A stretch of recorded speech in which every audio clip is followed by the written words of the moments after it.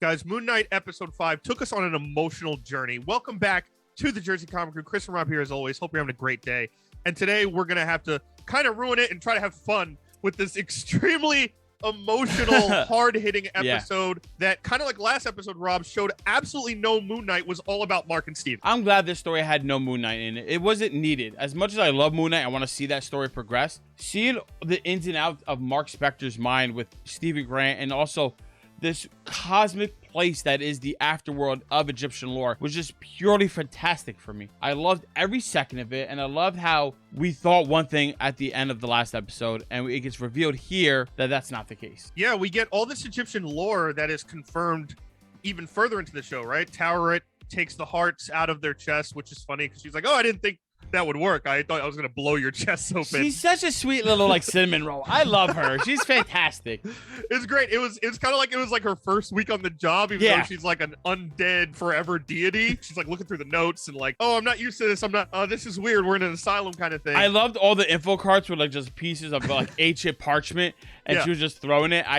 That was such a nice touch. I didn't think of anything of it. It was such a great touch in this like ridiculously emotional episode. And she confirms that it's kind of this traversal to the field of reeds if they are worthy, right? And if they're not, they get thrown into the sands of death to be eaten by sand-filled zombies. That kind of sets up the crux of this entire episode with some great confirmations that we get about Egyptian lore, and kind of that the asylum is fake, Rob. It's not actually the reality of Marc Spector.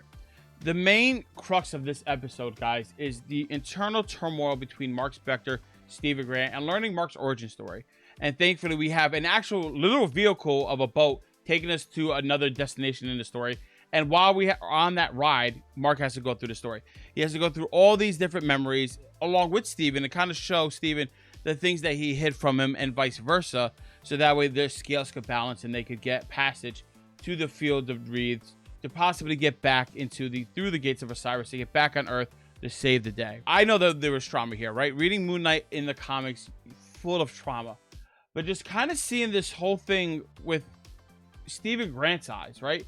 Again, I go back to like the sweet little innocent person, our point of view character, Steven, and we're seeing, Mark made a bad mistake when he was a child and his brother died. And he has to live with that regret. And the mother just couldn't get over it. Instead of realizing that the son has all this weight, she took it out against him and just went what she wanted to. I'm sure it triggered so many people out there, with mother and daddy issues, which is like, I feel like most of America, right? Most of the world. But just like to see the two sides of that coin, like Mark is like, no, you can't see this. I'm trying to hide this from you. And Steven's like, wait, this isn't what I thought it was, Bede. Like, this isn't my mom. I love my mom. I talk to my mom every day. It was very unique and interesting to see the two different perspectives for one terrifying situation.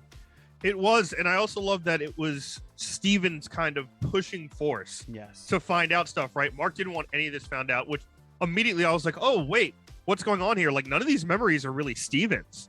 Mm-hmm. Besides, the Mr. Knight thing where he's moving back time with Khonshu, everything was Mark's memories. So it also got a little more confirmation, right? We got confirmation that Mark is the primary. Yes. And that Steven was a machination of Mark's mind. And we see that through his brother's death, then the funeral repast where his mother flips, right? And just blames him and points to a child.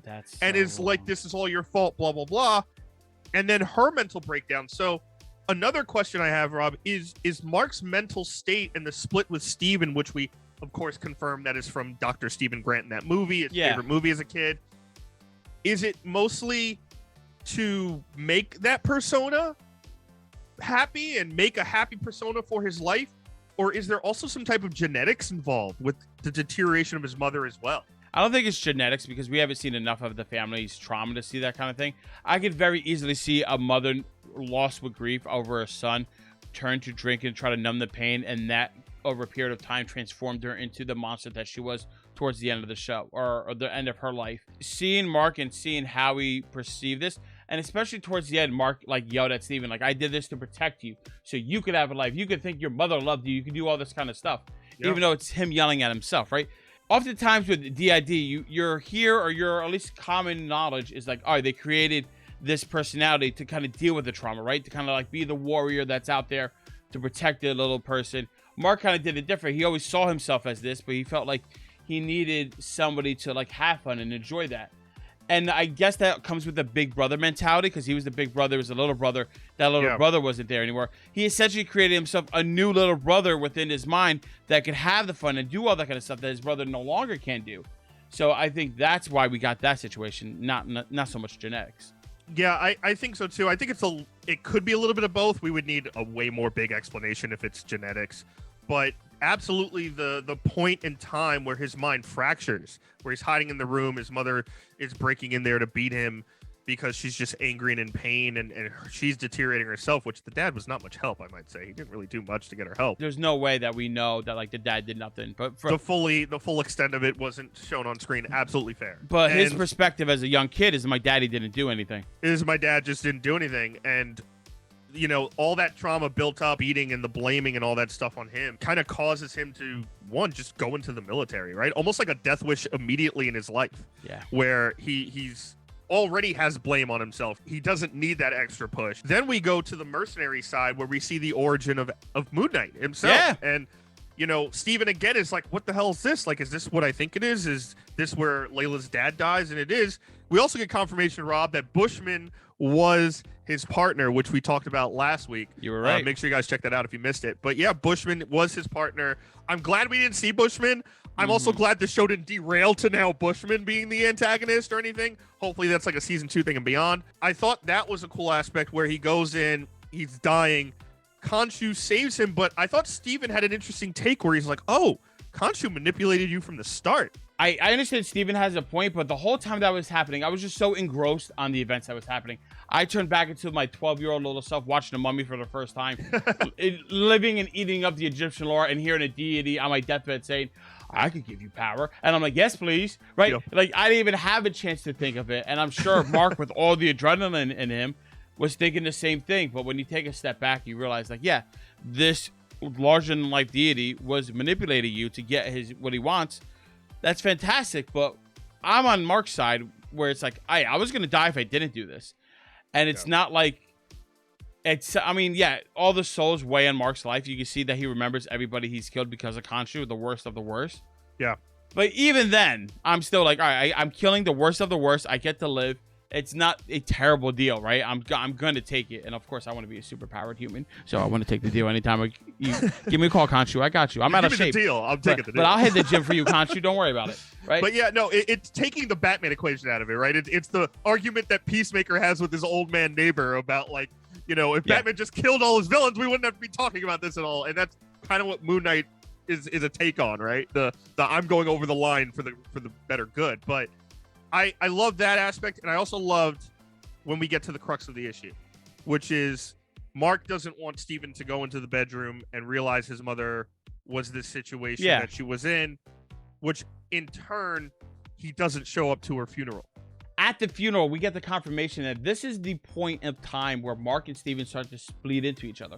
Mark could have handled being at the funeral and forced Steven to come out, and that's where the barrier that we've seen throughout the whole show that was getting weaker and weaker, that's the beginning of the weakening point. And when the two accept each other and realize that you're not a terrible person, you can't blame yourself for what your mother did, the scales are starting to balance, right? Things are starting to become okay between the two of them, and that they might have a future moving forward. It was really intense, especially seeing Mark break down in the middle of the street, right? His dad's kind of becking him over through the window, and he's like, I can't. He's like drinking. And he breaks down because, again, it's his mother.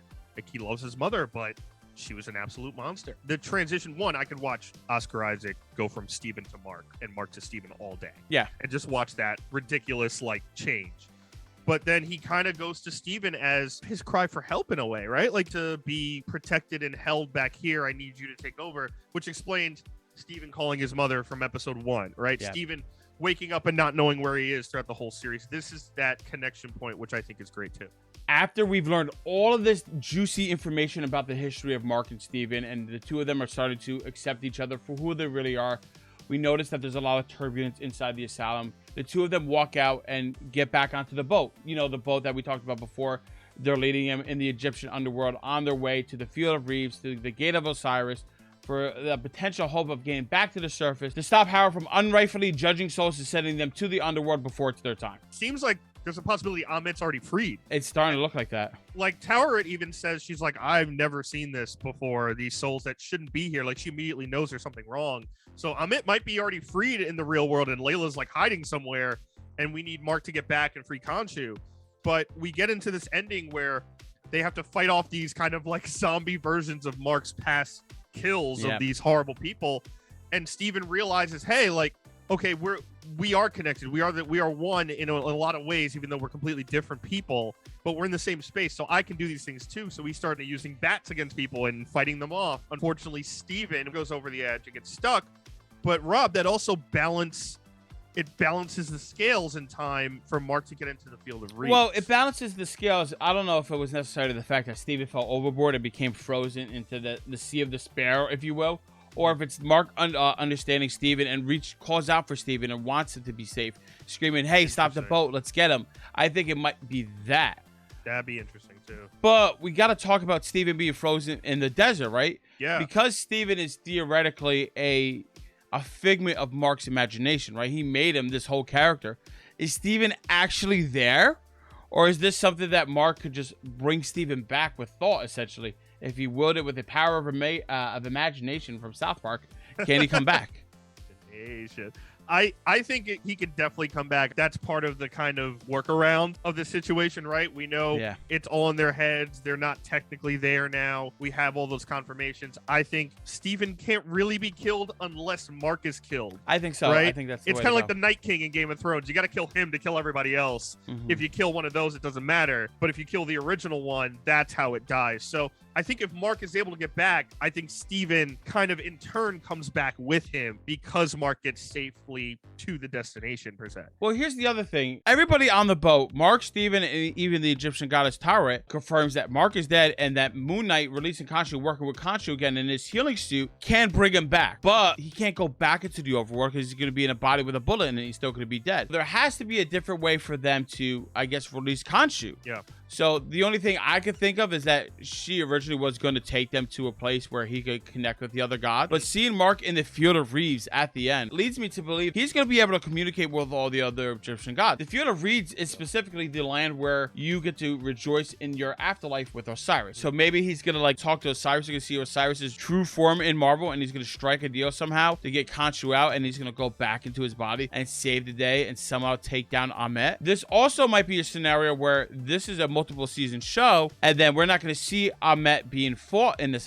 next episode. It's going to be in the next season, and it's going to be this whole different thing that we're not even thinking of. With only one episode left to go, and what, like 40-45 minutes, there's not a lot of time to do everything that needs to be done. We always say this, right? We need a 2-hour episode. We need a movie at the end. We're never going to get that. We're going to get our 50-ish minute episode, but I think it's going to be a meeting. I think he's going to meet with Osiris and the other gods and be like, hey, Khonshu is right.